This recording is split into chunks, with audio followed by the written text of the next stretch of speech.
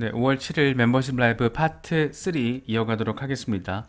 이거는 상상의 이미지예요. XRP 라스베이거스 2024. 그리고 내년에 이번에 XRP 라스베이거스 서밋이 2023이 열렸던 거잖아요. 그런데 이게 2024 내년에는 이 정도 어마어마한 아레나를 빌려서 아레나에서 우리가 XRP 커뮤니티 서밋을 할 수 있을 거야라고 에그라 크립토가 이런 걸 이런 걸 만들어서 올렸어요. 이런 거 어떻게 만드나 몰라. 그래서 잘 만들어가지고 너무 그냥 좀 보면 이게 모든 게 다 긍정적으로 마무리된 걸 전제로 하는 거잖아요. 이 정도 빌릴 때 전 세계 홀더들이 다 부자가 돼서 한 자리에 모이는 우리도 가야겠죠. 이런 만약에 다 잘 마무리가 돼서 내년에 이 정도 규모의 아레나에서 서밋이 열린다 그러면 티켓 몇 장 구해서 갈 수 있는 사람들 가야겠죠.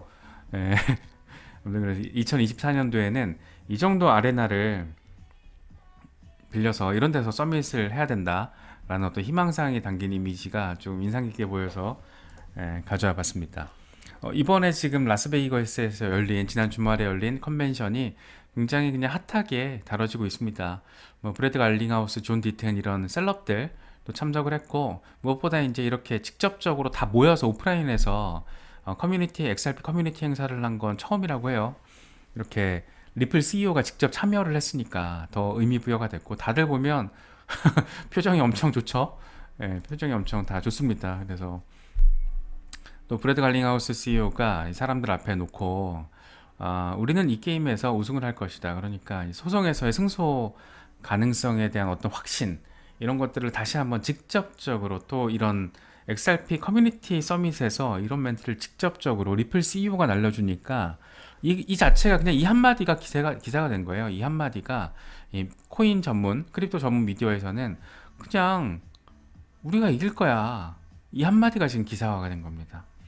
그래서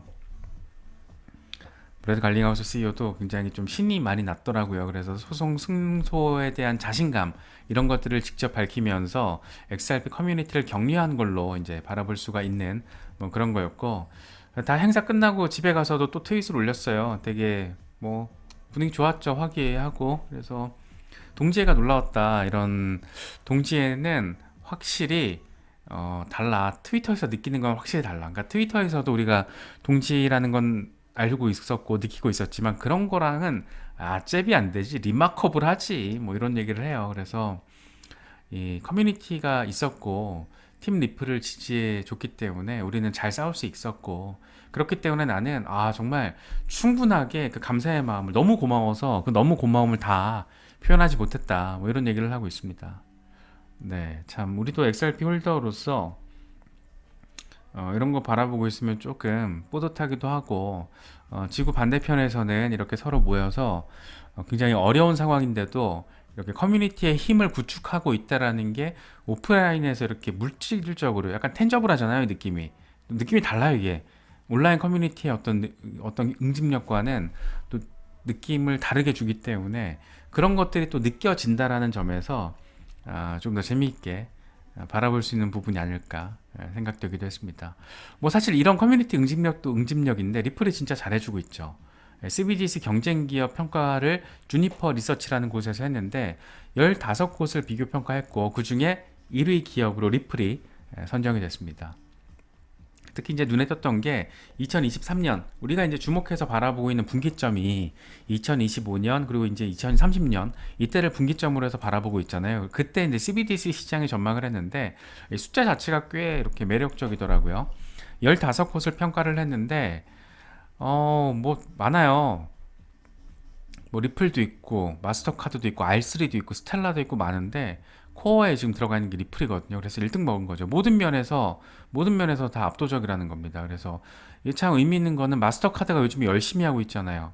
R3 같은 경우에는 거의 이제 핵심적인 어떤 CBDC와 관련해서 상징으로도 인식되는 부분인데 마스터카드 뭐 R3 이런 데 다 제끼고 리플이 1등을 했다라는 거. 그만큼 기술적 경쟁 우위는 이미 시장이 증명이 됐다라고 이제 바라볼 수 있는 부분이에요. 그래서 특히나 마스터카드를 제껴가면서 이렇게 의미 있는 어떤 랭킹 순위를 확인했다라는 거는 추후에 지금 마스터카드 최근에 우리가 여러 번 짚어봤지만 엄청 열심히 지금 이 블록체인 업계에 뛰어들고 있잖아요. 여기에는 그 국경 간 송금 영역도 충분히 자리하고 있고, 그래서 그런 것들까지 생각을 해보면 앞으로 향후에 리플이 이 소송 이슈가 사라지고 났을 때, 해소됐을 때 과연 어떤 행보를 더 확장할 수 있을까, 이런 부분에 대한 기대감까지도 우리로 하여금 갖게 만든다라는 겁니다. 그래서 마스터카드까지 또 R3까지 또 함께 하드포크된 스텔라까지 다 제끼고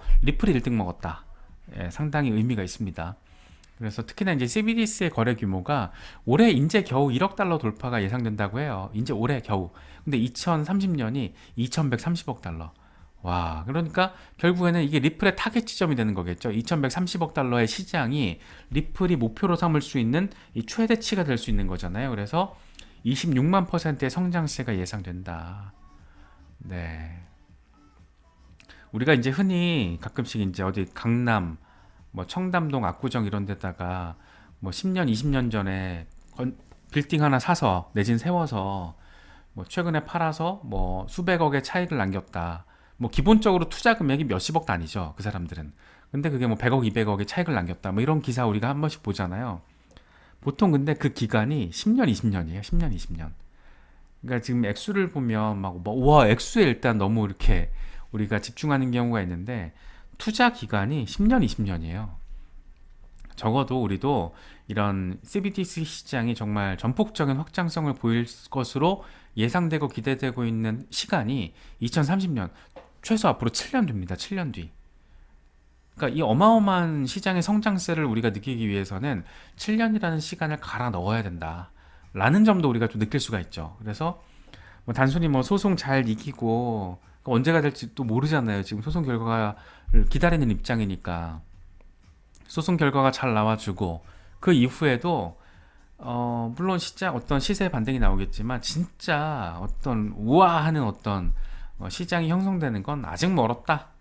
예, 그러니까 이제 겨우 시작 단계라는 거죠. 1억 달러 대 2130억 달러 이게 다 보여주지 않나요?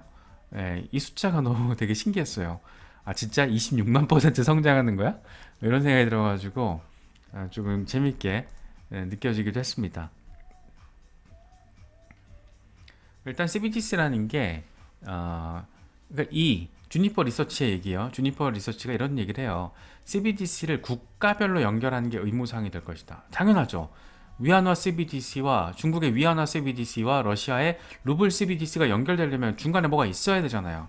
연결하는 거. 그래서 최근에 러시아에서도 그 연결하는 걸 어떻게 해야 할지에 대해서 그 대안을 연구하고 있다. 뭐 이렇게 지금 밝히기도 했었잖아요. 그래서 이걸 당연하죠. 그런데 그걸 지금 제일 잘할 수 있는 게 XRP잖아요. 이 브리지 커런시의 역할로서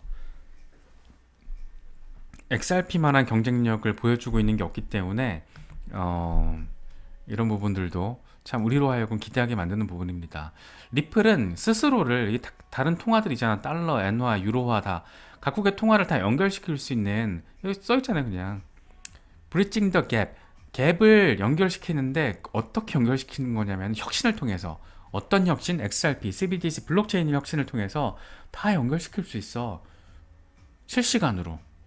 예, 이런 얘기를 지금 하고 있는 거죠. 그래서 특히나 이미 지금 뭐 몬테네그로, 부탄, 팔라우 이런 정부들과 CBDC 파일럿 협업을 공식적으로 진행을 하고 있고 우리가 짚어봤지만 영국 중앙은행과는 7년 전부터 이 CBDC 관련 프로젝트 협업을 리플과 함께 진행해 온 걸 우리는 알고 있습니다. 그래서 직접적인 방식이든 간접적인 방식이든 그게 직접적인 CBDC가 됐든 아니면 CBDC로 가는 길목이 됐든 리플의 이름을 우리가 상당히 자주 지금 듣고 있죠. 그런 와중에 진짜 필요한 게 뭐냐면 브릿지 커런시거든. 그게 뭐냐면 XRP야. 왜 XRP가 될까? 1등이야. 경쟁력 비교해봤더니 1등이야.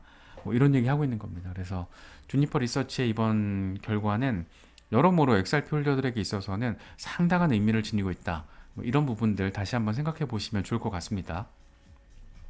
이게 지금 XRP와 비트코인, 이더리움, 비트코인 캐시, 대쉬, 라이트코인의 거래 처리 속도를 비교를 한 건데 XRP 3초, 비트코인 66분, 이더리움 2분, 비트코인 캐시 58분, 대쉬가 16분, 라이트코인이 17분이라는 겁니다. 물론 저는 여기서 XRP와 이더리움 밖에 안 해봤어요. 그러니까 실제로 전송을 할 때 요것밖에 안 해봤는데 비트코인 66분 더 걸리지 않나요? 전송할 때. 이제 비트코인 라이트닝 네트워크가 있으니까 그 결제할 때는 이제 거의 실시간으로 가능한데 이 전송할 때는 더 오래 걸리지 않나? 전 비트코인 전송을 직접적으로 안 해보고 저는 주로 XRP를 사용하고 가끔 이제 이더리움 기반 코인 살 때 메타마스크로 뭐 할 때 이제 이더리움 전송하고 뭐 그러는데 이더리움도 2분에서 2분까지는 아닌 것 같은데 한 5분 정도 걸리는 것 같은데 아무튼 뭐 실질적인 어떤 거래 결제에 있어서는 XRP만한 게 없습니다. 예, 저도 예전에 이제 XRP 트론도 가끔 썼었는데 이 유동성 측면에서 XRP를 못 따라오니까 결국에는 어떤 국경 간 송금 결제를 활용한다 했을 때도 각 국가나 기업 단위에서 대규모로 사용을 한다고 했을 때도 유동성을 안정적으로 뒷받침해 줄 수 있는 안정적인 블록체인 기술을 가진 기업 리플 말고는 지금 단계에서는 그렇게 떠올리기가 쉽지 않은 것 같아요. 그래서 가치 투자의 측면에서는 그런 점에 이제 일단 조금 더 방점을 찍어야 되지 않을까, 뭐 그런 생각이 들기도 합니다. 이거 예전에도 짚어봤던 것 같은데 재밌어가지고 가져왔어요. 아빠, 우리는 왜 이렇게 부자예요? 왜냐하면은 아빠가 XRP가 SEC에서 이 소송당할 때 XRP를 더 샀거든. 개천재. 우리 아빠 개천재. 뭐 이런 얘기를 하고 있어요.